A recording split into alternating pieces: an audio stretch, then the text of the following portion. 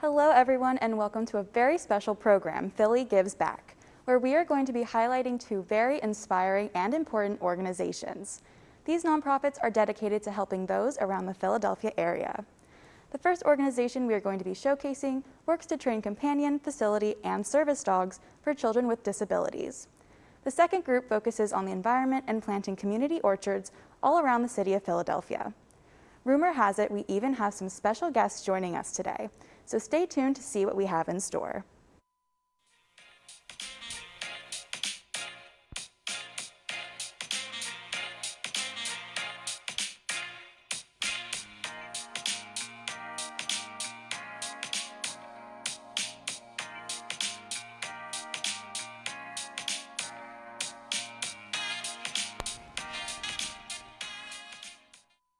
Welcome to our special program, Philly Gives Back. I'm your host, Hannah Balkowski, and today I will be highlighting some nonprofits in the Philadelphia area.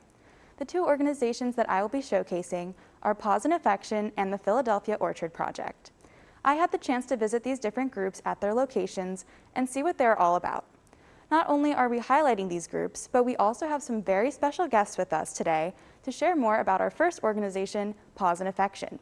But before we introduce our guests, we had the opportunity to check out their location. And while we were there, we got to see the dogs train and play. Take a look.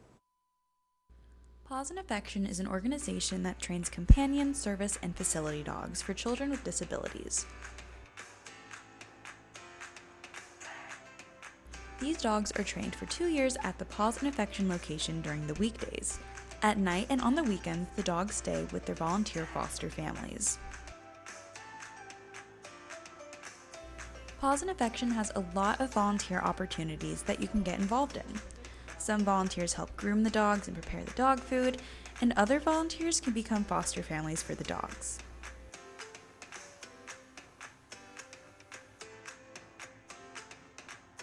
We got to see some of the dogs that the group is currently training. We got to see Lily, Daisy, Rosie, and Olive. A lot of the training for the dogs teaches them different scenarios when they can be playful and when they need to be calm. Trade, right. Trade. As if like Oh, good girl. restaurant or Although we did an impromptu trade because we found a questionable object. The dogs work with trainers to develop and practice skills. Some skills we witnessed were training dogs to be calm when babies are present, training dogs to stay with the individual, and training the dogs by playing games that teach reward systems.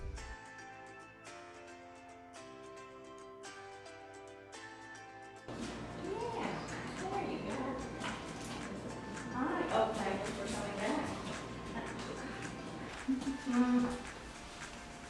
Do you want another piece, Ellen? No? Yes. Sometimes during training, the dog will become frustrated and will participate in anticipated actions, such as whimpering, scratching, and trying to walk away. After training, the dogs get to play with their toys and go outside. Olive was very excited to run around in the mud after her training. Another piece. I like them. A little different than the other kind, but it's a... Would you like to have it too? Oh, it's so good. You hear all the crunches? You hear all the crunching? The staff at Paws Affection listen to the dogs and go at each dog's own pace. When a dog is clearly done, the trainers listen and switch out the dog in the training area. Ready up? Can we rib you up? No? Alright. When a dog is done training, they're switched out with another dog from the crate room. They come, you know, they can't barrel out like a hurricane, so it takes a lot to be all calm like that. Right? It was fun to watch all of the dogs train and play because they all have such different personalities. Daisy has a little personal space thing I found. Oh, I'm going to have some peace, and then I will share it with you. The organization was founded in 2013. Since then, many dogs have graduated from their training and found homes, creating bonds with different children.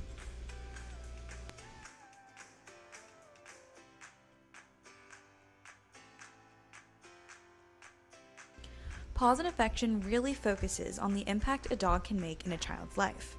The benefits of having a companion or service dog include giving a child confidence, decreasing stress, and providing the ultimate joy. We had such a good time at Paws Affection that we decided to invite them into the studio to share with us more about what they do. Joining us today is founder and executive director of Paws Affection, Laura O'Kane, as well as marketing coordinator and facility manager, Jessica Gwiszcz. So thank you guys so much for joining us today. Thank you for having us. And I see you brought your friend Rosie. Yes, we did. So what is Rosie's role in the organization?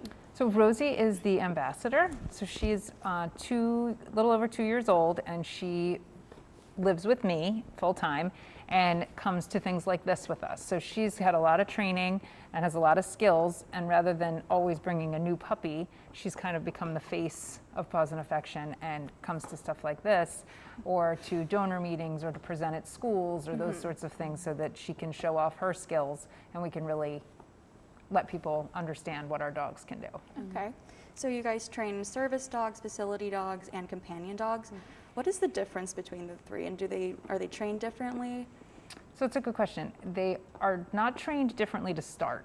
All of our dogs in the beginning are trained, honestly, to go to the bathroom outside, because that's the first #1 skill that they all need, and that's as a puppy. And then as they go, we teach them all the skills. So they all learn to turn on a light switch with their nose, or to lay at our feet in a restaurant, because those are all important skills. And then as we get to know them and identify their personalities and their preferences and their skill set, that's when we kind of decide which avenue they'll take of companion, service, or facility, and then we hone in on those skills. So for example, if a dog is going to become a service dog for someone with generalized anxiety disorder, that person can likely turn on a light switch themselves.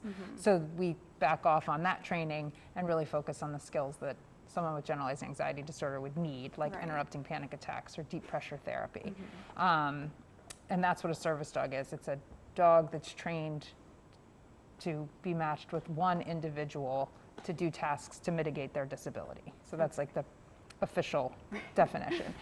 And then a companion dog has all that same training and can do all those same skills, whatever the person needs, but we just do it at home. So they don't go out in public, they don't wear a vest, they just do their tasks to help someone at home. And where that can be helpful is often a child maybe that has ADHD and anxiety and lots of difficulty with maybe doing homework or reading, or making new friends and playing outside, or those kinds of things. So dogs that can help facilitate that in the home, but they don't need them to go to school with them or to go to Target or any of those kinds of things. They can manage that. And then the facility dog category is a dog that's placed with a able-bodied adult, where we place our other dogs with children, but that works with a population of children that have some sort of need. So we have a dog at AIM, which is a school in Conshohocken that works with kids who have learning differences. Or we have a couple of dogs placed with therapists, and the dog helps facilitate within the sessions, any needs that the children may have. Right. Well, I think it's really great that you guys are giving, children, these opportunities to have dogs that can, benefit them and make an impact. What are some of the impacts that you guys have witnessed when you place a dog with a child? Oh, goodness, we don't have time, Hannah. So many things. We have seen increase in confidence. We've seen increase in ability to get out the door to go to school, which can be a really big, difficult feeling. Right. That worry, that anxiety of going to school. One of our dogs, Winnie, she helps her little girl go to school, and have that safe, secure base to come home to, and to give her the confidence to get out the door. What other examples? We have. Well, like, independence is such a huge thing that our dogs can give our recipients.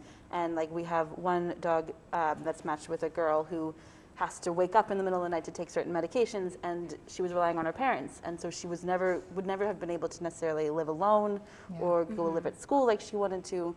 So our dog that went with her is able to wake her up in the middle of the night and give her that independence that she wouldn't have had otherwise. Yeah. So it's a really big deal for a lot of them.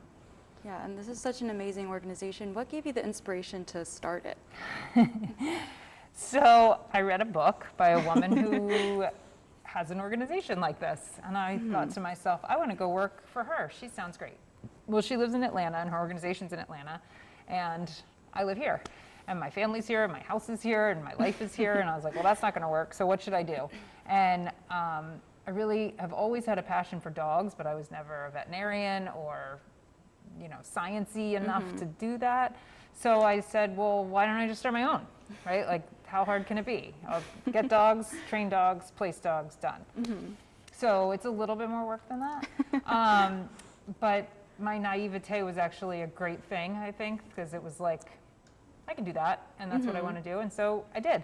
And now it's been 8 years, and we're still trucking. So Yeah. it was, that wasn't like the greatest answer to your question, but it was just sort of a passion. I was like, if we can get dogs, like the greatest species on earth, to help children, and I like children, I have some, and I was like, that would be cool, right? Let's match those two wonderful creatures Exactly. together and let one help the other, and it's really symbiotic. Like, the child helps the dog too. It gives the dog a purpose, it gives the dog a reason to do Right. their job, which they love. Children are so much more willing to give affection and feedback. Like, they're not Open nearly to as it, judgy yeah. as us adults. You know, and they just love them for breathing, and they treat them for breathing, and they say, thank you for just being here next to me. Yeah. Where as adults, our expectations are always so much higher. So it's just a win for everybody. Right, exactly. And so for the dogs, they go through 2 years of training and they stay with foster families. What is that like when a dog is placed with a child, when the foster family, you know, has to give up the dog? Oh, it's hard. Yeah. It's very Bittersweet, hard. yeah. It's bittersweet, but they do go into the commitment knowing that. Right. It's some people think, I could never give up my dog. And of course you couldn't, but you got your dog knowing you were going to have your dog forever. So when you get the dog knowing that it's a 2-year commitment and you're sort of investing all of this time and love on behalf of someone else, it makes it easier. But I'm not going to say it's not hard. I mean, there are tears. It is a difficult day and all of that. But then we try to host, unfortunately we haven't, our most recent graduates because of COVID, but in the past we always host a big graduation ceremony. And it's this wonderful moment of closure. So you have the recipient and their family, you have the dog, you have the fosters, you have the trainers, and then the volunteers and other members of the community come, and we sort of celebrate that dog's Right. 2-year life up to this point. So we have a little slideshow with the puppy pictures, the baby pictures, and tell funny stories, and then there's like a graduation certificate and all of that, and it really seems to help kind of close the circle. Yeah, exactly. I think And that's then great. the dogs are still around, right? Yeah. It's not that they go off and they're gone forever. They have their own Instagram pages, and we keep in touch with them, and we can tell stories of what's going on to the fosters and share that information. So there's still a connection. And Right. for the fosters, I mean, I can't speak for them. I can only speak for myself and how good it feels, but it's like, I helped make that happen. Like, because I did what I did with that dog for 2 years, now the dog is able to go do that and help that child, and that feels really good. Yeah. Plus, then we try to get them puppies immediately after to fill the hole for the next ones. Yeah, absolutely. So what happens when you know, the dog goes through the 2 years of training and then they're just, you know, not ready to be a facility dog, or, you know, they just don't want to be? What happens to the dogs then? Where do they get placed still, or where do they go? I like the way you asked that, because you said if they don't want to be, and that's exactly how we make that decision. If the dogs tell us, I don't want to do this job, it's too hard for me, or I'm not good at it, or it doesn't bring me joy, then we listen to that and we say, okay, you don't have to. We usually know that before we get to 2 years. So that's Okay. more about the 1-year mark. We can talk to them and say, what are you thinking? Like, you want to go do this job, or you want to go be a really well-behaved pet? And if they choose the pet route, that's fine. We find them a pet home that is a good fit for their personality and their wants and needs, and that's what they go do. Industry-wide, in the service dog world, it's about a 50% success rate. And when I started this, I said, well, we'll do better than that. We're not going to do 50%. We're going to do 75 or 100. Why would you aim for 50%? That's terrible. But I was wrong. And 50% is about where we are. So you just have to accept that and know that about half of them are going to make it, and it's worth it. Yeah. Well, do you place more facility dogs, service dogs, or companion dogs? Oh, gosh.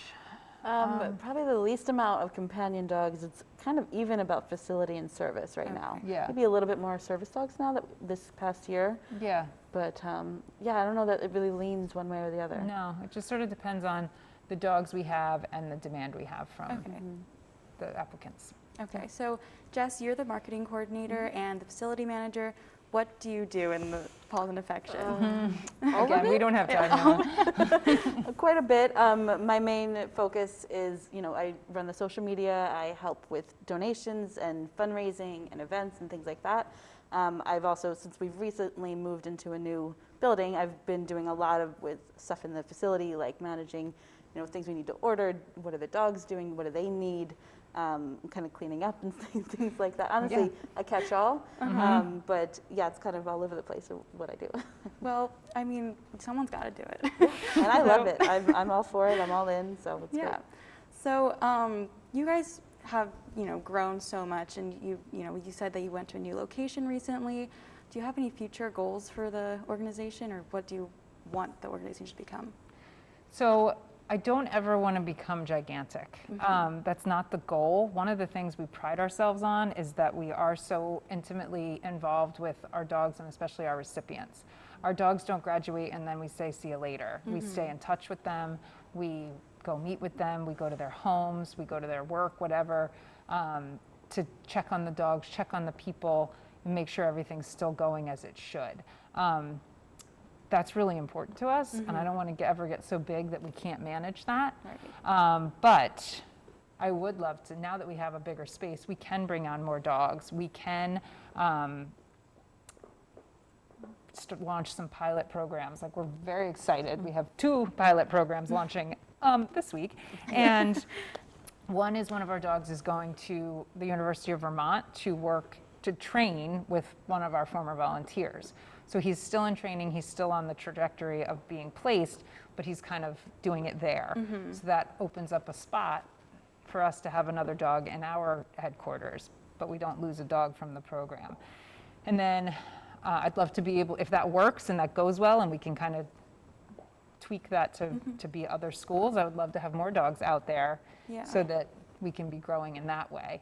And then the other pilot program that's also launching next week is we're going to bring in a rescue dog that we haven't met, we don't know very much about, and we're going to kind of assess this dog and see if he's got the chops to go into our training program. And if he does, then that's another way we've grown and changed.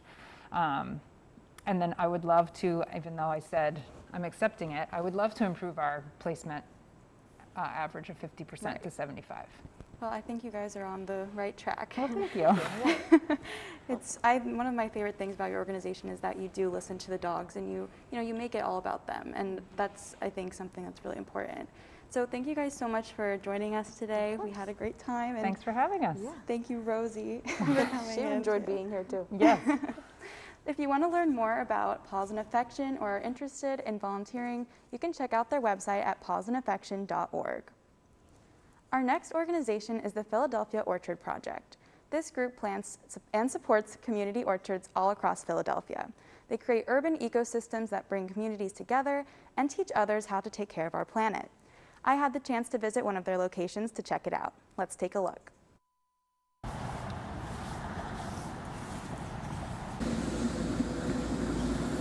Today we are here at the Philadelphia Orchard Project, also known as POMP, at one of their locations in the Woodlands in West Philadelphia.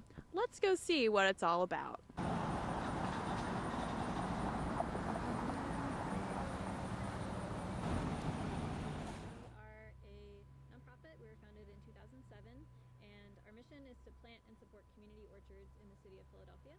So we have a variety of different programs.